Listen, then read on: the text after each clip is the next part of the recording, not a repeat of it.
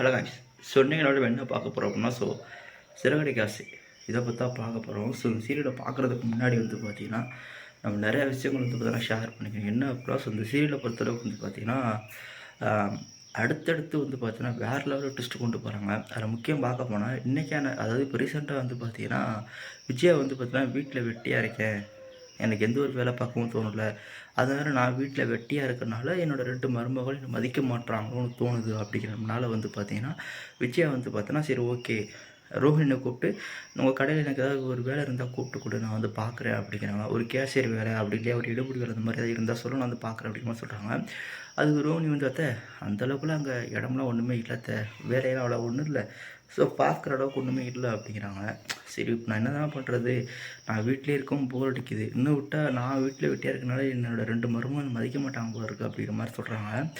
சொல்லிகிட்டு இருக்கும்போது என்ன நடக்குது அப்படின்னா, இந்த விஷயத்தில் ஒரு சின்னதாக ஒரு மாற்றம் என்ன அப்படின்னா, ரோமினி பார்த்தீங்கன்னா சும்மா இருக்க முடியாமல், அத்தை எனக்கு ஒரு ஐடியா இருக்குது, நீங்கள் இதை பண்ணிங்கன்னா கண்டிப்பாக நீங்கள் ஒரு நல்ல நிலைமைக்கு வரலாம் அப்படிங்கிறாங்க. என்ன ஐடியா அப்படிங்கிறாங்க, நீங்கள் வேணால் பரதநாட்டிய கிளாஸ் ஆரம்பிங்களே அப்படிங்கிறாங்க. பரதநாட்டிய கிளாஸுமா, என்னம்மா சொல்கிற, எனக்கெல்லாம் வயசு அதிகமாகிடுச்சு, எனக்கெல்லாம் வயசு அதிகமானால் இந்த என்ன யாராவது பார்ப்பாங்களா அப்படிங்கிறாங்க. ஏற்ற இப்படி சொல்கிறீங்க, அதெல்லாம் நல்லா பார்ப்பாங்க அப்படிங்கிற மாதிரி ரோகிணி கொடுத்த சின்ன ஐடியானால் பார்த்தீங்கன்னா, மனசுக்குள்ள நம்ம ஒரு பரதநாட்டிய கிளாஸ் வைக்கலாம் அப்படிங்கிற மாதிரி ஒரு ஆர்வம் வருது.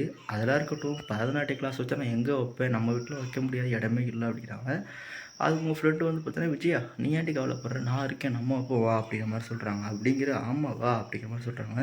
சரி ஓகே ஏதோ சொல்கிறேன் அப்படிங்கிற மாதிரி சொல்கிறாங்க. சொல்லிகிட்டு இருக்கும்போது இடம் கிடச்சிருச்சு, பரதநாட்டியம் வைக்கிறதுக்கு ஆள் இருக்குது. அடுத்து என்ன, ஒரு ஃபோட்டோவை பிடிச்சி நீட்டாக ஸ்டூடியோவில் மாட்டி வச்சோம் அப்படின்னா எல்லா ஸ்டூடெண்ட்டும் உங்கள்கிட்ட கற்றுக்க வருவாங்க. அதுக்கப்புறம் நீங்கள் சம்பாதிச்ச மாதிரி இருக்கும், உங்கள் திறமை நீங்கள் வெளிக்காட்டின மாதிரி இருக்கும், அதுக்கப்புறம் என்ன உங்களுக்கு பொழுதுபோன மாதிரி இருக்கும் அப்படிங்கிற மாதிரி சொல்கிறாங்க.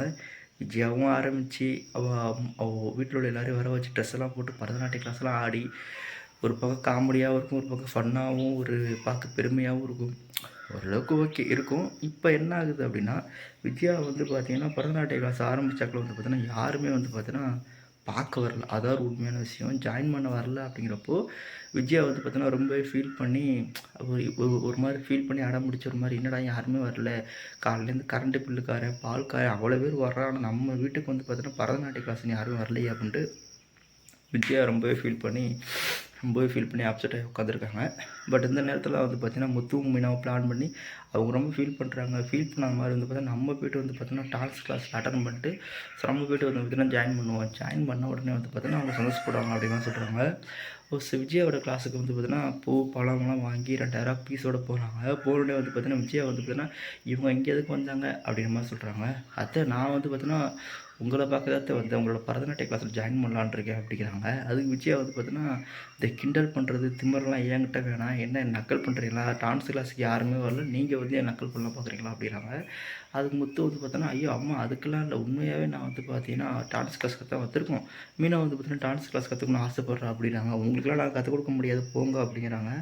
நீங்கள் ஒரு 2 நிமிஷம் நாங்கள் வேணால் ஆடி காட்டுறோம், அந்த டான்ஸு சரியில்லை நல்லா இல்லை அப்படின்னா ஓகே நாங்கள் அந்த இடத்த விட்டு போயிடுறோம் அப்படிங்கிறாங்க.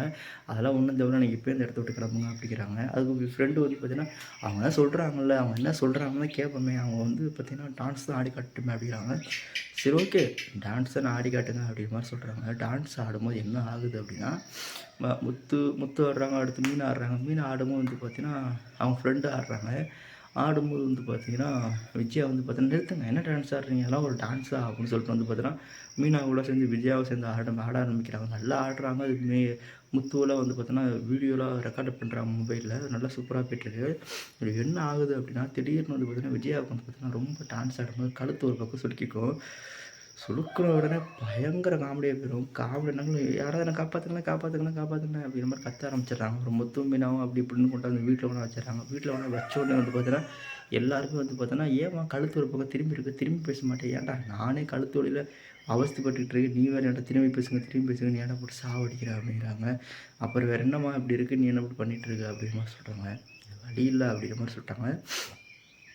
சரி இப்போ பார்த்தீங்கன்னா பரதநாட்டிய மீனா முத்து பார்த்தோன்னா நீ பாட்டுக்கு சும்மா இருந்தவங்க கழுத்தை உடச்சிட்டு அப்படிங்கிற மாதிரி முத்து மீனாட்ட கேட்குறாங்க. ஏங்க நான் எங்கெங்க உடைச்சேன், அவங்க அப்படி ஒழுங்காக ஆட தெரியாமல் கழுத்தை சுருக்கிக்கிட்டாங்க, நான் என்ன பண்ணேன் அப்படிங்கிறாங்க. நீ ரொம்ப நேரம் ஆடாமல் மெதுவாக ஆடி லைட்டாக அப்பயே நீ விட்டுருங்க அப்படின்னா இவ்வளோ பிரச்சனை வந்திருக்காது, நீ ரொம்ப நேரம் ஆட போகிறனால தான் அவங்களும் எமோஷனல் ஆடுறங்கிற பேரில் ஆடி இப்போ கழுத்த உடைச்சுக்கிட்டாங்க. இது உனக்கு தேவையா? அப்படின்ற மாரி சொல்கிறாங்க. நான் என்னங்க பண்ண முடியும்? நான் அப்படின்னு நடக்கும்னு எதிர்பார்க்கவே இல்லைங்க அப்படிங்கிறாங்க. சரி, சரி என்னமோ அதை விட பார்த்துக்கலாம். இப்போ கண்டிப்பாக சரியாயிடும் அப்படிங்கிற மாரி சொல்கிறாங்க. ஸோ என்னவே இனிமே தான் போக போக தெரியும். அடுத்தடுத்து என்ன நடக்க போகுது, ஏது நடக்க போகுது அப்படின்னு சொல்லிட்டு வெயிட் பண்ணி தான் பார்க்கணும். ஸோ உங்களோட கருத்து என்ன அப்படிங்கிறத நீங்கள் மறக்காமல் சப்ஸ்கிரைப் பண்ணிட்டு கமெண்ட் பண்ணுங்கப்பா.